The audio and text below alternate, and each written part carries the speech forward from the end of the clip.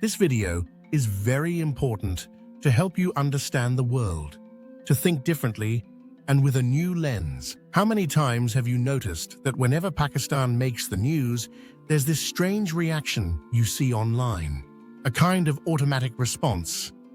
Oh, Islam is the reason that happened, completely ignoring geopolitics, as if the people in Pakistan are defined only by their religion, and somehow in other countries, people aren't. As the studies shown on screen, personality traits in most cases are caused more due to other factors instead of religion. But let's slow down and actually look at what the reality of the people in Pakistan likely is. Let's start with the big accusation about Pakistan: crime, specifically violent crime. Since some people like to paint Pakistan as a violent country, remember these numbers. Pakistan's murder rate, according to the UNODC, sits at 3.8 per 100,000 people. Got it? Now that's relatively low, especially for a country grappling with poverty, political instability, and foreign interference for decades. Now compare that to Panama, a Christian-majority country where over 80% of the population identifies as Catholic. Its murder rate, 15.4, while Pakistan is 3.8. Remember? Brazil, another Christian country, overwhelmingly so, with a murder rate of 27. That's 7 times higher than Pakistan. Yet you rarely see people blaming Christianity for violence in Panama or Brazil, despite places like Brazil having Christian paramilitary groups that have targeted people. Why? You don't see Christian culture trending as an issue despite many criminals having cross tattoos and cross necklaces. Crime is usually about poverty, policy, and other factors. Also, is it fair to admit that in the Middle East especially, Western intervention and US military bases are also a factor? But logic seems to vanish when it's a Muslim-majority country. It seems all other elements go out the window, except for religion. Why does Islam, and only Islam, become a scapegoat? As if people in Muslim countries can't be people with their own personalities and journeys. The double standard is lazy. Just take a look at this study on the screen.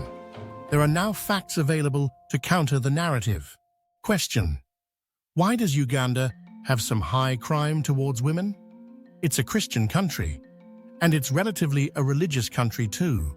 For Uganda, Westerners may blame it on corrupt politicians or blame poverty, but they wouldn't say that for Pakistan. Since when was Pakistan a super-rich country? You can blame poverty there too. People tend to reach for sweeping essentialist claims. That's Islam for you.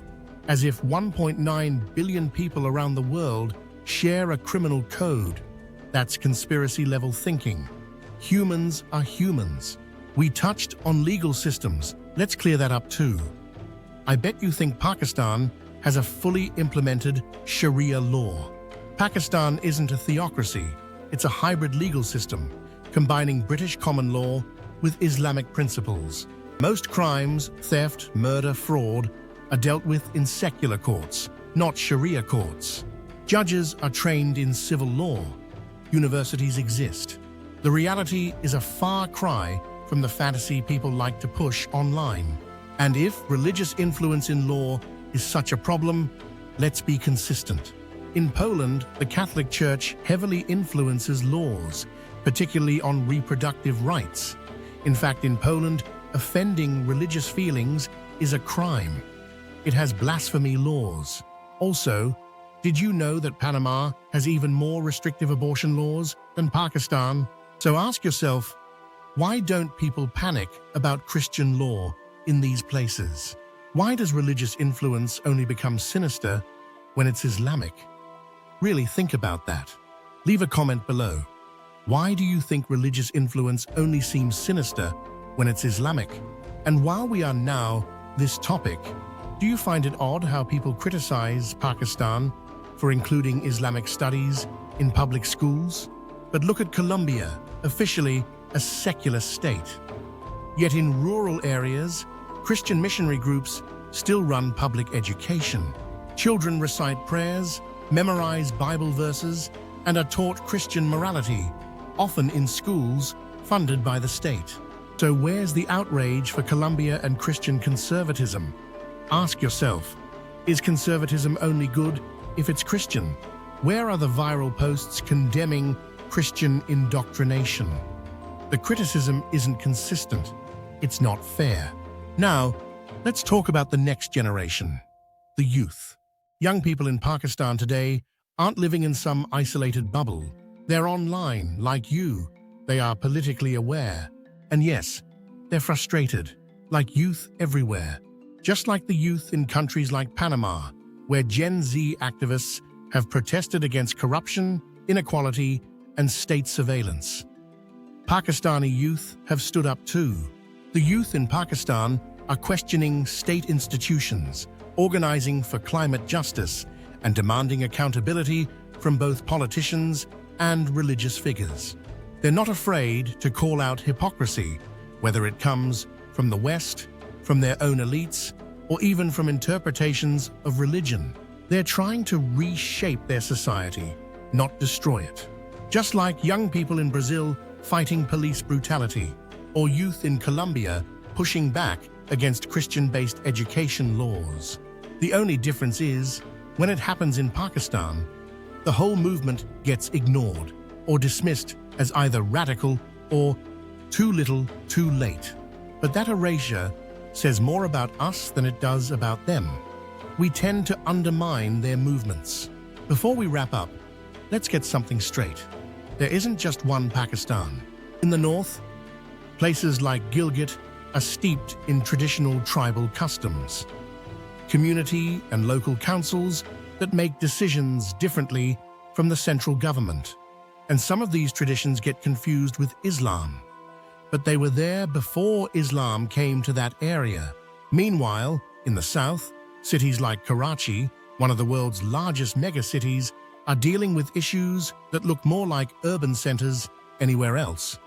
Class inequality, housing crises, student protests, even startup culture. So essentially, you've got tribal culture, Islam, secular nationalists, tech bros, and Punjabi urban liberals fighting court battles over women's rights, all in the same country. Policies differ too from region to region. Environment differs too. Some provinces invest more in girls' education. Others fight to keep religious curriculum minimal in public schools. For example, did you know that in Punjab, they launched free textbooks, no tuition, and cash stipends to families who send their daughters to school? And in areas where girls struggle to get education, usually it's due to poverty, not oppression. Many say, oh, but women in Pakistan must be so ashamed, so oppressed, so desperate to escape. Here's a stat you won't see often. According to Gallup Pakistan survey, 91% of Pakistani women say they are proud to call themselves Pakistani. So when people treat Pakistan like one single fixed Islamic identity, they're doing the intellectual equivalent of judging all of Brazil by the favelas in Rio, or all of America by the politics of Alabama, where teen pregnancy rates are among the highest in the country. Not all of America is the same. Not all of Brazil is the same. So maybe the real question isn't what's wrong with Pakistan.